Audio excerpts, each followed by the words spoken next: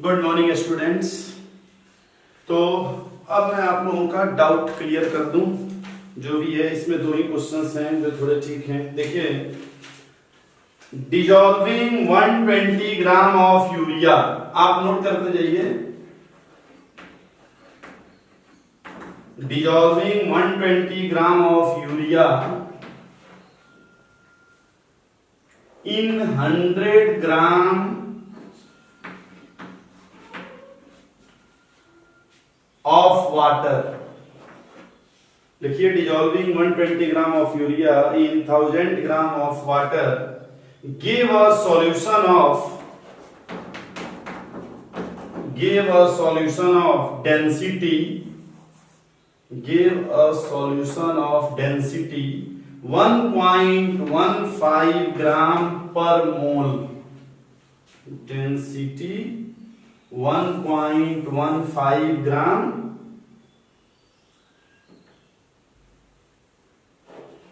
पर ml। Clear नहीं लिखा। The molarity of solution is,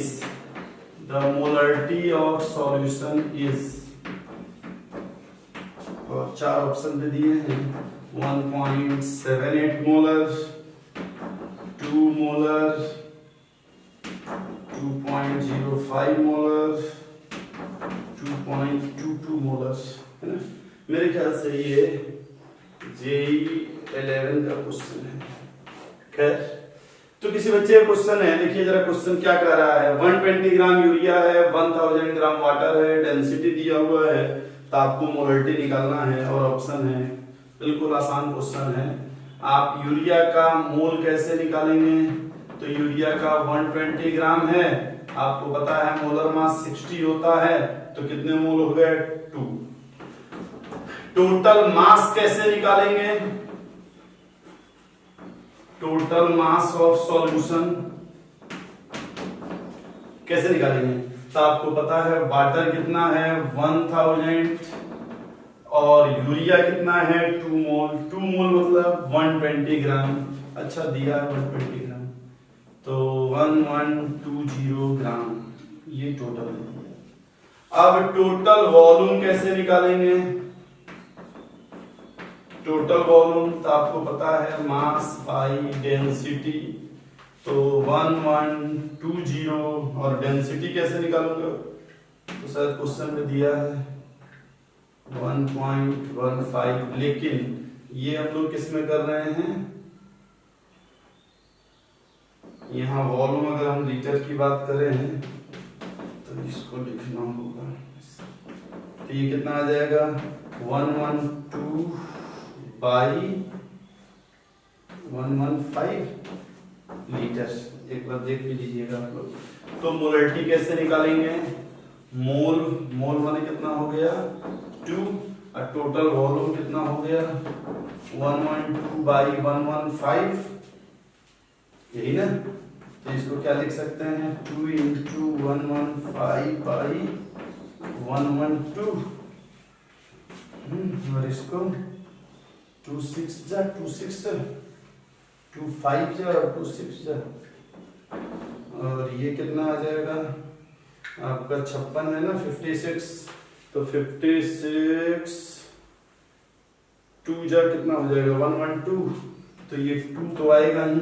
कोई ऑप्शन है क्या 2 के से थोड़ा ज्यादा? यही आंसर होगा 2.05।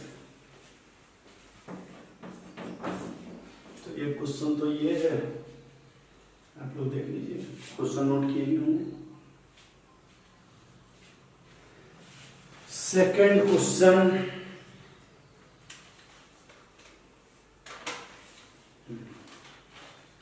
क्वेश्चन, आइए देखते हैं। नोट करिए, इसको हटा दूं।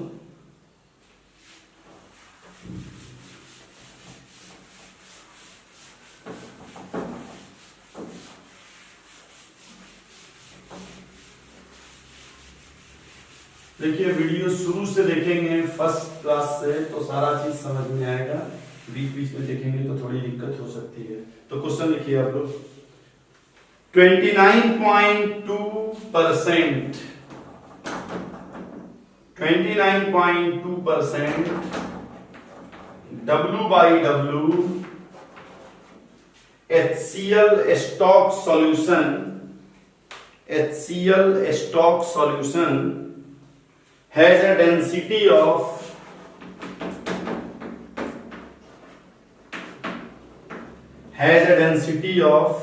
1.25 gram per ml. The volume of stock solution, अच्छा वॉल्यूम निकालना है आपको ml में, है ना, दिया हुआ है. The volume of stock solution required to prepare a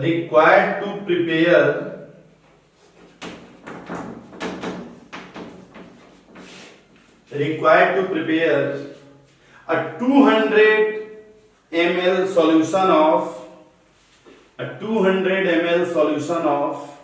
0.4 molar HCl each. 0.4 molar HCl each. Option नहीं लिख रहे हैं, आइए देखते हैं. एक बार फिर से समझ लीजिए क्वेश्चन क्या कह रहा है. क्वेश्चन कह रहा है 29.2% W/W HCl सॉल्यूशन है जिसकी डेंसिटी है 1.25 ग्राम पर ml.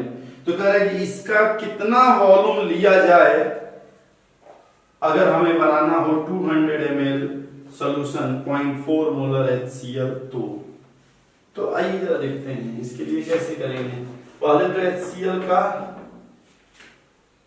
मोलरिटी कैसे निकालेंगे. एक फॉर्मूला हम लोग देखे थे, परसेंटेज W/W दिया हो तो क्या देखे थे कि परसेंटेज W/W, याद करिए आप लोग, इनटू डेंसिटी बाई क्या था, मोलर मास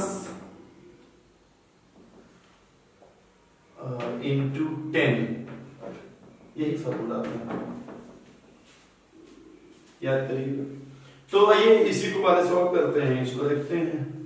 तो जितना है ये मान लीजिए आ गया हमारा HCl का पहले वाला कंसेंट्रेशन, और बाद में एक कंसेंट्रेशन दिया ही है 0.4 मोलर. तो वॉल्यूम पूछ रहा है तो ये आसान है फिर. तो M1V1 = M2V2.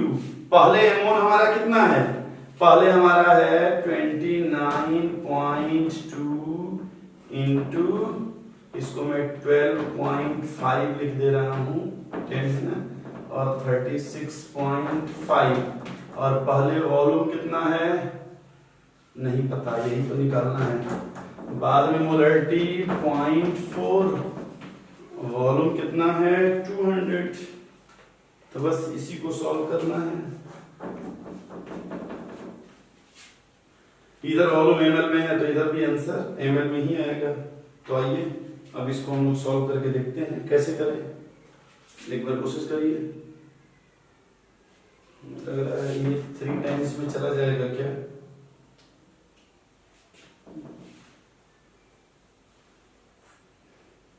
चलिए इसको आप लोग सॉल्व कर लीजिएगा. 3 बार में तो नहीं जाएगा, लेकिन आप लोग सॉल्व कर लीजिएगा. ये क्या है 12.5 और ये है आपका 36.5. तो इसको एक बार कोशिश करिएगा, वॉल्यूम निकालने का हो जाएगा. ये रुकिए मैं अभी करता हूँ. ये कितना हो जाएगा 80, ये हो जाएगा 36.5, और ये 29.2 और 12.5 ये नीचे आ जाएगा. तब हम लोग 36.5 और ये 29.2 ये कर सकते हैं. ये करीब 1.25 के आसपास जाएगा. ये हो जाएगा 10. तो एक बार आप लोग देख लीजिएगा कि अप्रॉक्स एग्जैक्ट तो नहीं कर रहे हैं. 8 ml आ जाएगा आपका आंसर. चलिए तो ये था आपका क्वेश्चन. थोड़ा सा हम लोग आगे बढ़े, कंसंट्रेशन खत्म हो. वैसे नॉर्मेलिटी अगर पढ़ेंगे तो उसमें बहुत समय लगेगा, सॉल्यूशन से थोड़ा अलग जाना होगा, लेकिन बहुत बच्चे कह रहे हैं तो मैं देखता हूं. चलिए तो तो ये था हमारा मोलरिटी। तो हम लोग क्या क्या पढ़ लिए, percentage by mass, percentage by volume, percentage by mass by volume, molarity, molarity का मिक्सचर। अब हम लोग देखते हैं दो चीज, एक मोलरिटी और एक मोल फ्रैक्शन। तो आइए देखते हैं मोल फ्रैक्शन।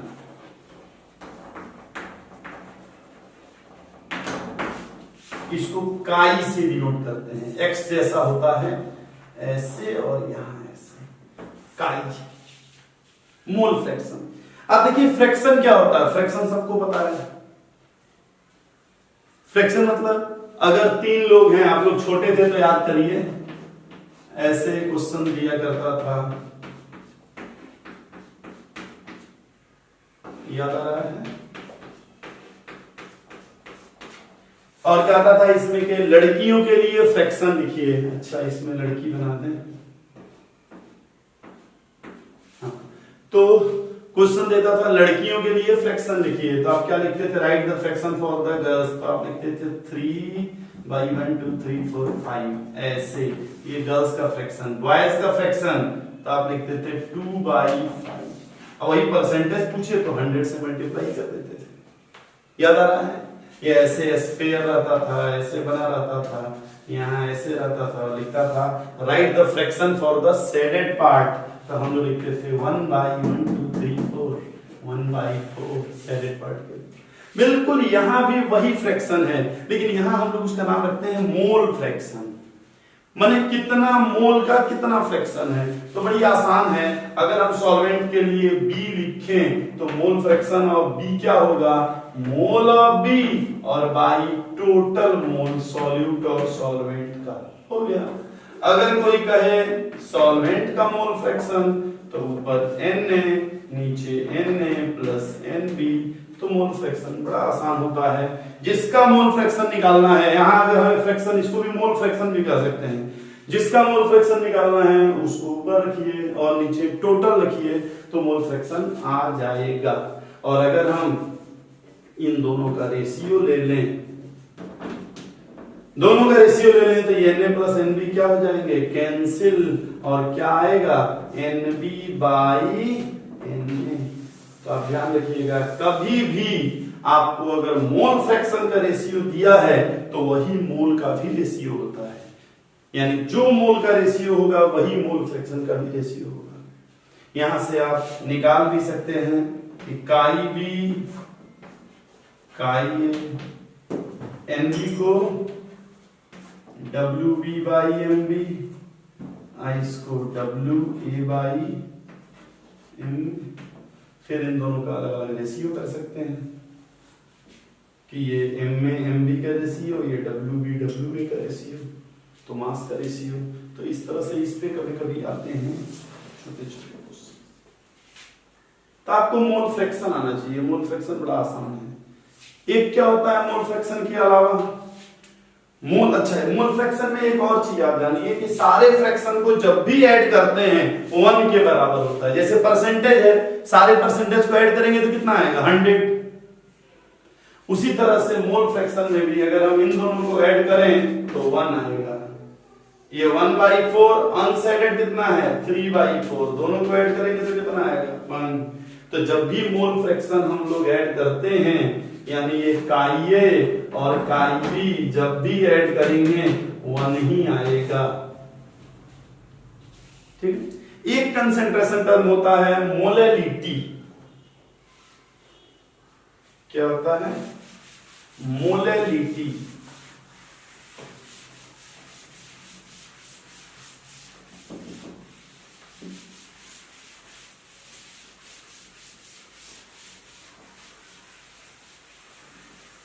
देखिए एक कंसेंट्रेशन टर्म होता है मोलैलिटी, स्मॉल m से डिनोट करते हैं। ये क्या होता है मोलैलिटी, कि number of moles of solute particles present in 1 kg of solvent। 1 kg of solvent, इसकी लाइट जा रही है, सेटिंग किया जा सकता है। Number of moles of solute particles present in 1 kg of solvent. तो आइए जरा देखते हैं इसका क्या मतलब हुआ। इसका मतलब हुआ 1000 ग्राम, यानी 1 kg रख रहे हैं कि 1 kg क्या है, सॉल्वेंट, बाकी सब में क्या था, सॉल्यूशन। 1 kg सॉल्वेंट से अगर मान लीजिए हम कह रहे हैं कि 2 मोल उसमें सॉल्यूट है, तो हमारी मोलरिटी क्या होगी, 2। अगर 2 kg सॉल्वेंट है और 2 kg सॉल्वेंट में 2 kg सॉल्वेंट में अगर हमारा सॉल्यूट है 2 मोल, तो हमारी मोलरिटी कितनी होगी, 1। अगर 5 kg सॉल्वेंट है और 2 मोल है सॉल्यूट, तो कितनी होगी, 2/5। यानी अगर हमें मोलरिटी निकालना है तो मोलरिटी के लिए ऊपर क्या लिखेंगे, मोल ऑफ सॉल्यूट, और नीचे क्या लिखेंगे, mass of solvent in KG. ये है फॉर्मूला, और इसको चाहे तो थोड़ा सा हम चेंज कर सकते हैं, WB/MB आपको पता है, और इधर क्या लिखेंगे, WA। अगर सबको ग्राम में लिख रहे हैं तो यहां यही फॉर्मूला है जिसपे सबसे ज्यादा क्वेश्चन आएंगे, माने मोलरिटी से रिलेटेड। तो मोलरिटी इक्वल टू क्या है, ये WB माने मास ऑफ सॉल्यूट, ये क्या है, मोलर मास ऑफ सॉल्यूट, ये क्या है, मास ऑफ सॉल्वेंट। ये बात ठीक है। अब आगे ऐसे ही एक दो और छोटे छोटे टर्म्स होते हैं,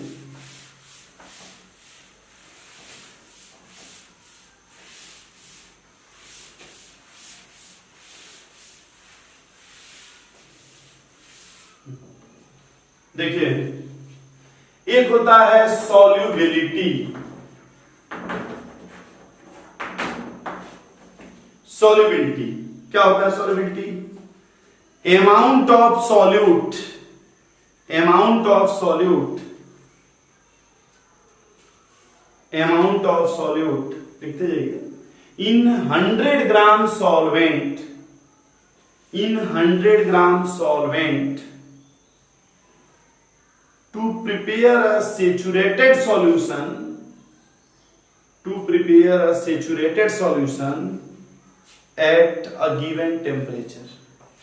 तो सॉल्युबिलिटी हमारा क्या होता है, ऊपर क्या लिखेंगे WB, नीचे क्या लिखेंगे, क्या है डेफिनेशन, 100 ग्राम सॉल्वेंट में, तो WA और इनटू क्या होगा 100।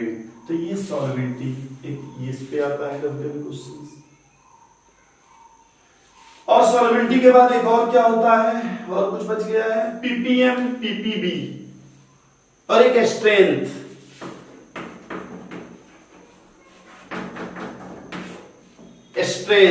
स्ट्रेंथ क्या है, मास ऑफ सॉल्यूट पर लीटर ऑफ सॉल्यूशन। नोट करिए, मास of solute, mass of solute, mass of solute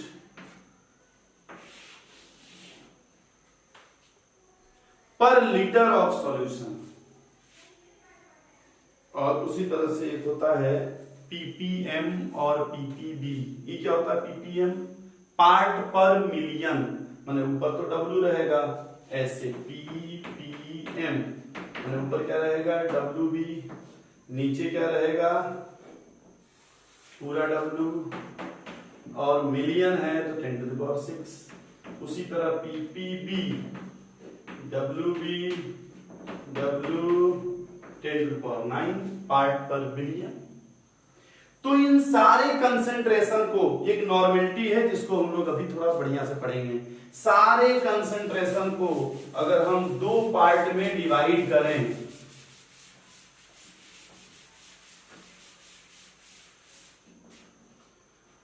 हम लोग दो पार्ट में डिवाइड करें, पार्ट ए,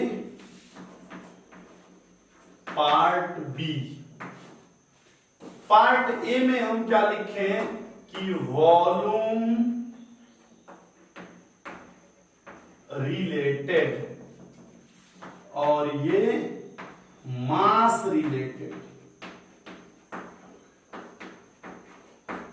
तो जो वॉल्यूम रिलेटेड वो होगा वो टेम्परेचर डिपेंडेंट और ये होगा टेम्परेचर इंडिपेंडेंट।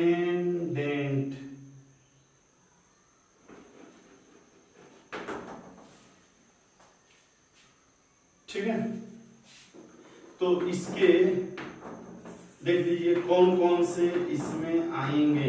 ये बहुत बार पूछा गया है कि कौन सा टेम्परेचर डिपेंडेंट होता है, कौन सा टेम्परेचर इंडिपेंडेंट है। तो आइए देखते हैं कि वॉल्यूम से रिलेटेड हैं, इसमें कौन कौन से आएंगे। तो वॉल्यूम से रिलेटेड में क्या क्या आएगा, percentage by volume, percentage mass by volume,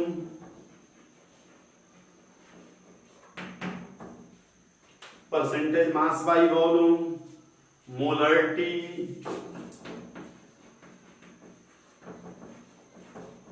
normality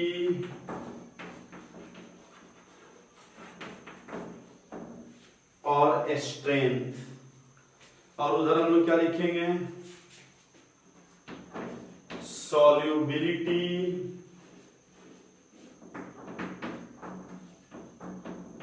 mass fraction, mole fraction,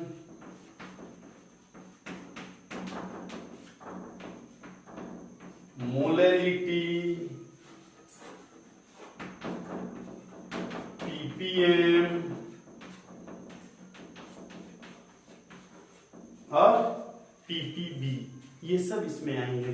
तो ये सब टेम्परेचर डिपेंडेंट हैं, ये टेम्परेचर इंडिपेंडेंट हैं क्योंकि मास पे डिपेंड करते हैं। तो ये सारे कंसेंट्रेशन देखने के बाद हम लोग देख लिए थे कि कौन सा टेम्परेचर डिपेंडेंट है, कौन सा टेम्परेचर इंडिपेंडेंट है। तो इनके बाद जो है इनमें आपस में रिलेशन, तो आप लोग पहले से जानते हैं कैपिटल एम लिखा होगा, इसका क्या मतलब हुआ, मोलरिटी। तो ये molarity equal to 10 into percentage W by V by molar mass of solute. ये क्या है, molarity 10 percentage W by W, density DADB नहीं लिखा, मतलब डेंसिटी ऑफ सॉल्यूशन, और ये molar mass of solute. Molality small m है, मोलैलिटी ये मोलरिटी, तो मोलरिटी और मोलैलिटी में एक रिलेशन है, molality, molarity, density, molar mass, ये सारी चीजें आप लोग समझ जाएंगे। इनमें आपस में जो भी रिलेशन है, molarity, molality, molality, mole fraction, और ये चार्ट जो आपको कहीं नहीं मिलेगा, ये चार्ट जो है एक जगह आप लोग इसको जरूर से लिख लीजिएगा। तो हम कुछ देर छोड़ दे रहे हैं, फिर इस पे हम लोग तरह तरह के क्वेश्चंस करेंगे, और अगले क्लास से अगर आप लोग चाहेंगे तो नॉर्मेलिटी भी हम लोग देखेंगे। ठीक है, तो इस पे पूरा प्रैक्टिस करिए। थैंक यू, इसको नोट कर लीजिए।